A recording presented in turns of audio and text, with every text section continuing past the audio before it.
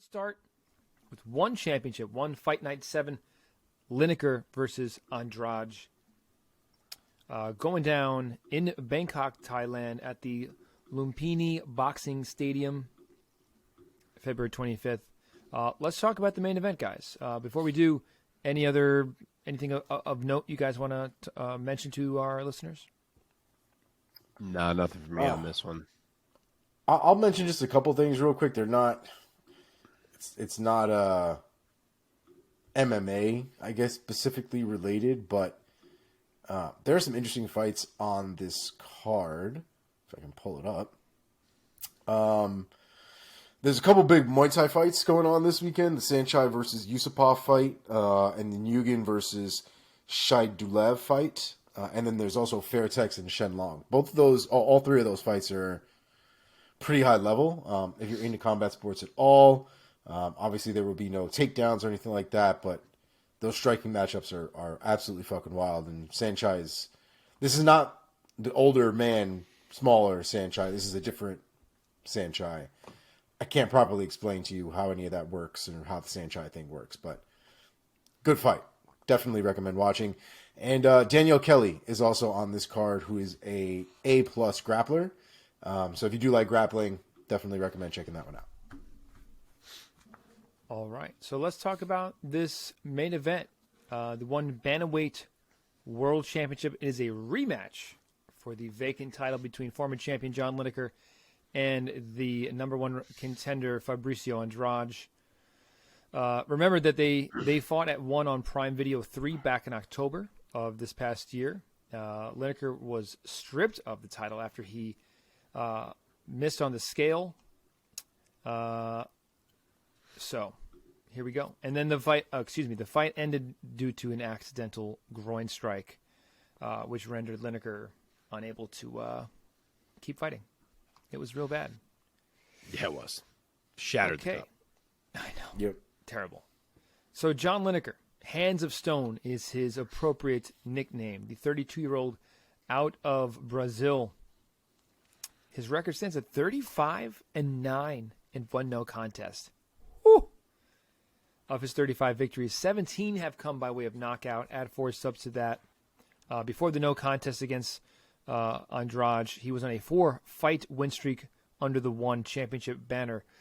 His opponent, rematching Fabricio Wonderboy Andrade, the 25-year-old, also out of Brazil. His record stands at 8-2 with one no contest. So on the other end of the career trajectory, the much younger fighter here, before the no contest, he was on a 6-fight win streak under the ONE. No, not under ONE. On a professional level.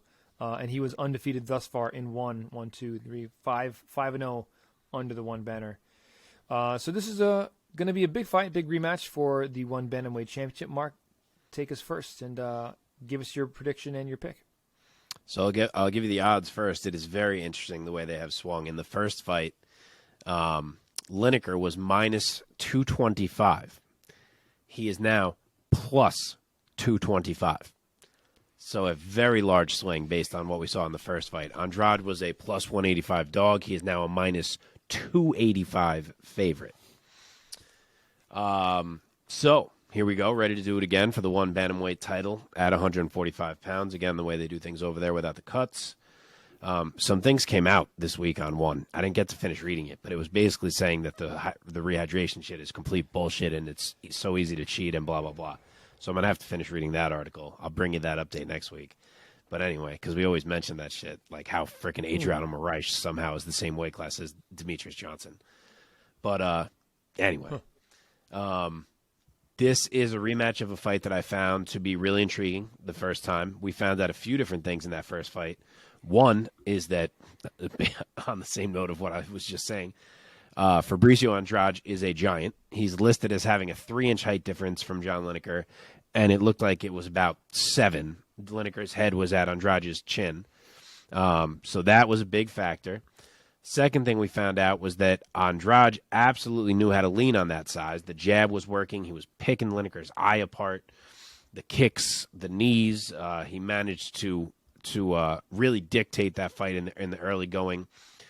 And then the third thing we learned was how well John Lineker can adjust. He went to the wrestling, which we don't see from him often. He got Andrade thinking, and once that was the case, that let him start closing the distance and land some bigger shots, and that changed the fight. And we were in the middle of what had become a very competitive fight through 3 rounds. Then it was, who knows, it may have been on the verge of shifting toward being over, because Andrade did land a huge knee to the body right before the knee to the cup that ended things. So we'll never know there, but it was a terrible knee to the cup. Wasn't surprising that thing ended. I don't think this fight looks terribly different than that one. I don't really feel like Andrade found out anything about Lineker that he didn't already know. Lineker fought exactly the way John Lineker fights. I do think maybe Lineker found out some things about Andrade, who was kind of lesser known going in, a little less tape on him going in, especially at this level of opponent.